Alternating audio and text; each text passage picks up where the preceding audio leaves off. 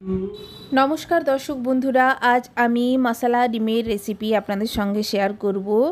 Dim मसाला आज आमी मसाला dim omelette तैरी करब।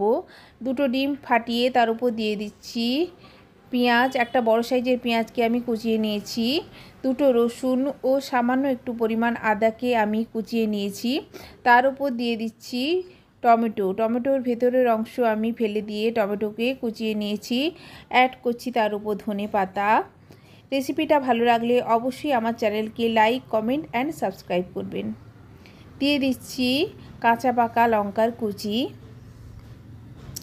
অ্যাড করছি পরিমাণ মতো লবণ ও পরিমাণ মতো হলুদ। সবশেষে আমি দিয়ে দিচ্ছি গরম মশলা, হাফ চামচ মতো গরম মশলা আমি অ্যাড করছি। ভালো করে সমস্ত উপকরণকে আমি মিশিয়ে নেব। খুবই সহজে চটজলদি এবং খুবই কম পরিশ্রমে রেসিপিটা তৈরি করা যায় এবং হেলদি একটি রেসিপি। অবশ্যই বাড়িতে রেসিপিটা আপনারা ট্রাই করবেন। ফ্রাইং প্যানে দিয়ে দিয়েছি পরিমাণ মতো সাদা তেল। তেল ভালো করে গরম হয়ে গেলে আমি দিয়ে দিচ্ছি সমস্ত উপকরণ। ফ্রাইং প্যান ধরে ভালো করে ঘুরিয়ে আমি ডিমের ব্যাটারটা স্প্রেড করে নিচ্ছি।